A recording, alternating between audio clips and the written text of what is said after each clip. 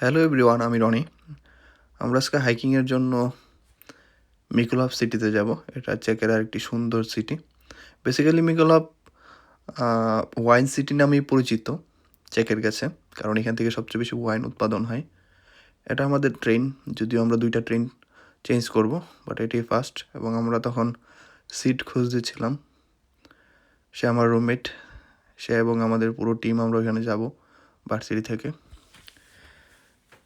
ভার্সিটির প্রফেসর সহ আমরা সবাই মিকোলাভে একসাথে মিট করবো এবং আমাদের যাত্রা শুরু করবো অফিসিয়ালি।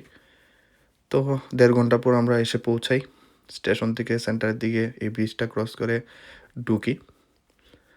এই হলো আমাদের গ্রুপ, প্রায় 35+ পিপল বা স্টুডেন্টস এখানে আছে। সবাইকে নিয়ে আমরা যাত্রা শুরু করব এবং করেছি। আস্তে আস্তে যেতে যেতে শহরের দিকে যাচ্ছে এবং প্রথমে আমরা এখানে সবচেয়ে উঁচু মাউন্টেন বা পাহাড়ে উঠব। সেই রাস্তা ধরেই হাঁটতেছি আমরা এবং পরবর্তীতে সবার শেষে সেন্টারে এসে ঢুকবো। এখানে 17শো শতাব্দীর দিকে এটা একটা প্রধান ধর্মীয় স্থান হিসেবে পরিচিত ছিল খ্রিস্টানদের জন্য। এখানে প্রায় 14টি ক্রস স্টেশন রয়েছে। ক্রস স্টেশন মিনস খ্রিস্টানদের একটি পবিত্র জায়গা।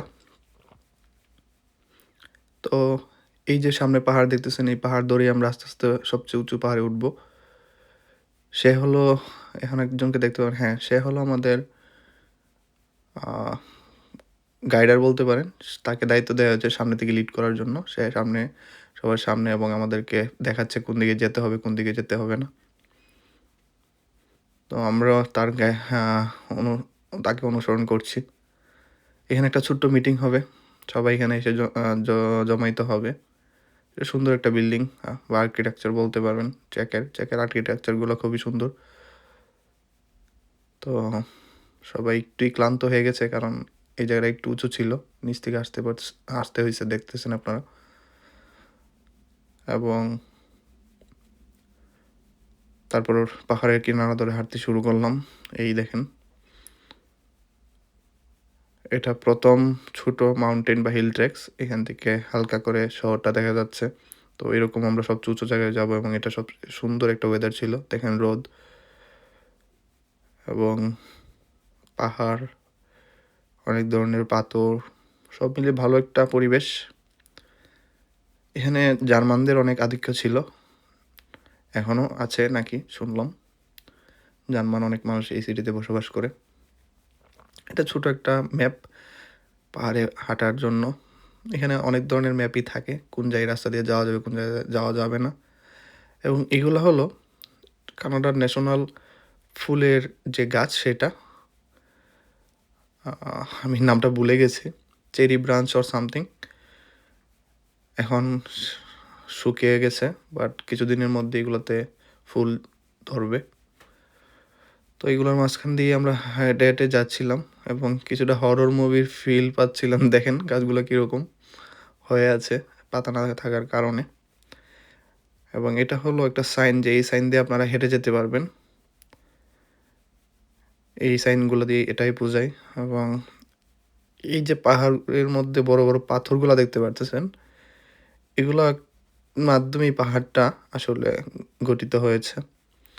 আমরা বাংলায় বললে চুনা পাথর টাইপ। এবং এই আমার পিছনে আমাদের ফুল টিম। আমি একটু সামনে আসছি ভিডিও করার জন্য এবং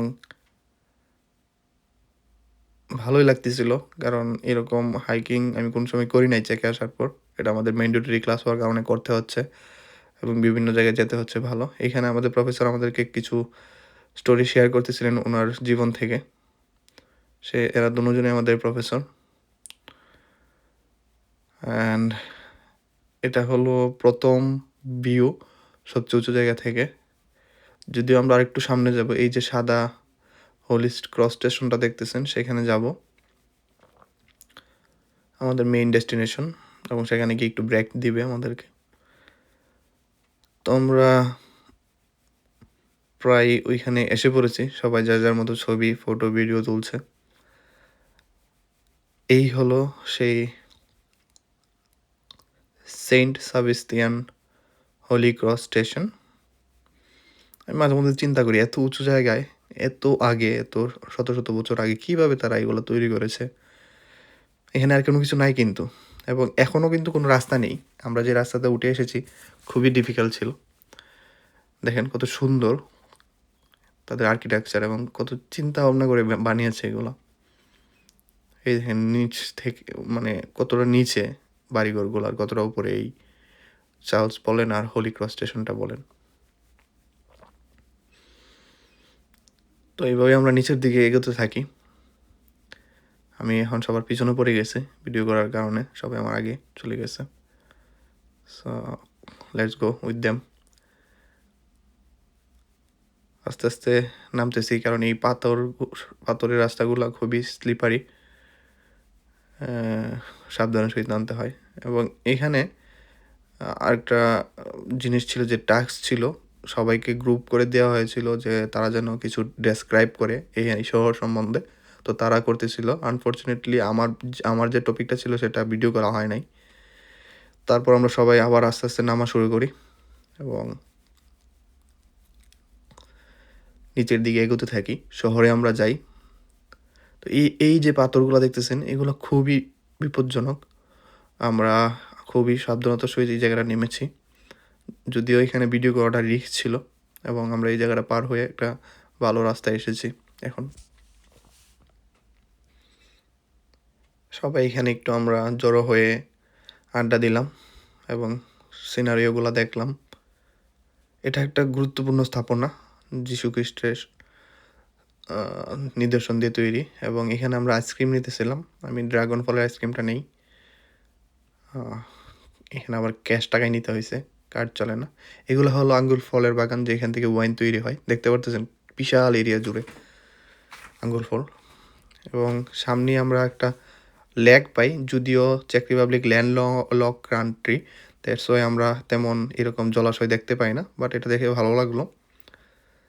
এবং এভাবে আমরা আমাদের জার্নিটা শেষ করি। তো ভিডিওটি ভালো লাগলে সবাই শেয়ার এবং কমেন্টের মাধ্যমে আপনাদের মতামত জানাবেন, এবং লাইক করতে অবশ্যই ভুলবেন না।